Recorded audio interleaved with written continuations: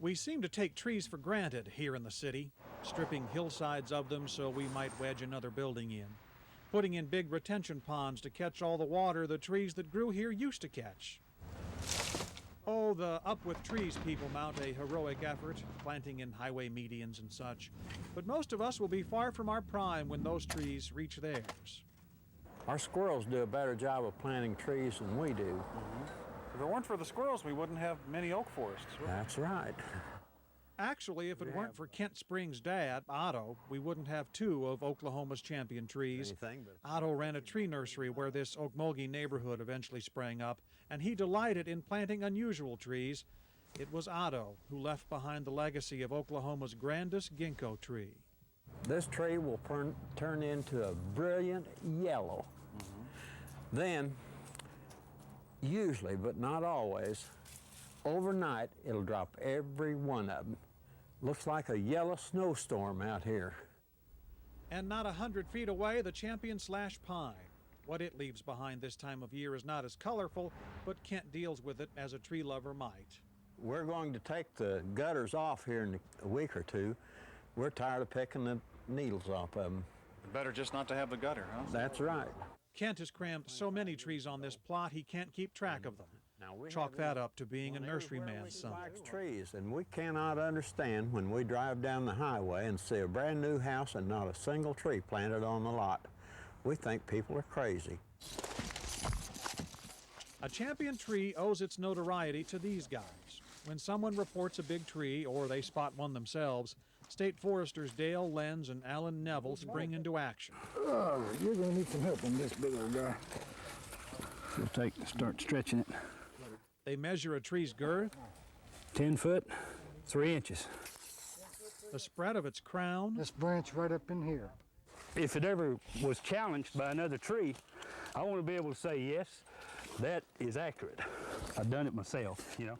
And of course, its height. 78 on the positive side, so we got 78 minus 5, 83. 83. 83 feet on total height. Based on all the measurements, a tree earns points. The tree with the most points earns the title of champ. There are 115 champion varieties in all the state. These trees, when they get old like that, they become beautiful. They really do. There's a growing process to them, but once they're mature, that's a pretty tree, and you get just appreciate the beauty of them. Most of them are on the eastern side of Oklahoma. The champion Osage orange calls Weber's Falls home. One of its massive limbs held up with a crutch. Sometimes we need that kind of help as we get older. In Okmulgee Park is the biggest Scotch pine, and in an Okmulgee backyard, watching over an old pickup, is the largest blue spruce. At 31st and Madison in Tulsa is the king of catalpas, dwarfing the house it has watched over for who knows how many years. Not too far away, Doug Brown's house is dwarfed too by the state's champion sycamore tree. And the leaves can get this large in diameter across them when they start falling. They don't all fall until January. They're just huge. It is a two-trunked titan, this sycamore, 225 to 300 years old. Yet Doug still frets over it like an anxious father on prom night. Whenever there's a major storm that comes through town, the first thing I do is I look out the bedroom window to make sure it's still standing. Like all who watch over the state's champions, Doug's humbled by the responsibility and the history he inherited when he bought this place, and thrilled by the swing that came with the deal. When I first came and looked at this house, my son walked through the front door, looked through the back windows, and came out here and spent an hour on this swing, just going back and forth.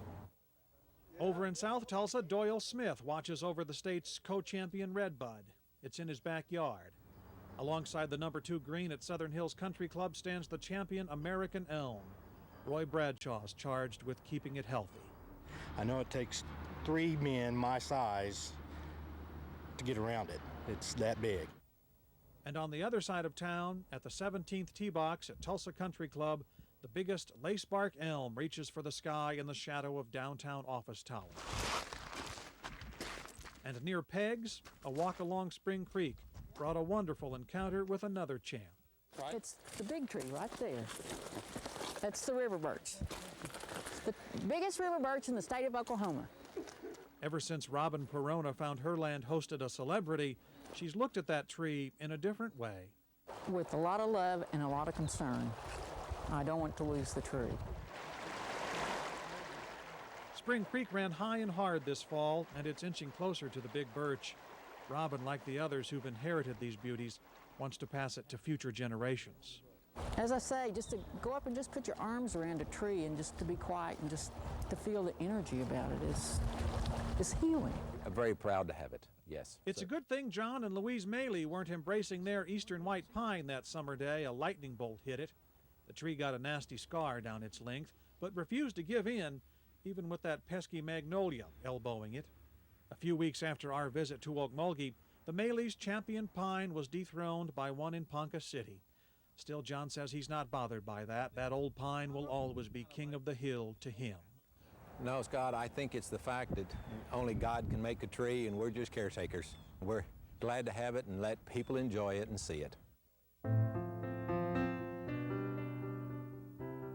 That's the problem with being the champ.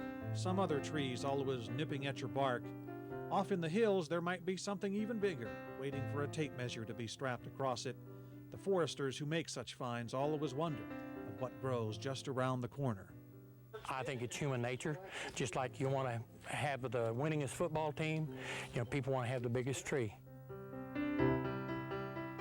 Which I guess is why we wanted to find the champion of champions, the grandest tree in all of Oklahoma. It's well hidden east of Tahlequah. Follow an old path that used to be a railroad track, lined by big trees that seem to form a sentry leading to the king, a cottonwood. Leaves already straining to pop come another springtime, 25.5 feet around its twin trunks.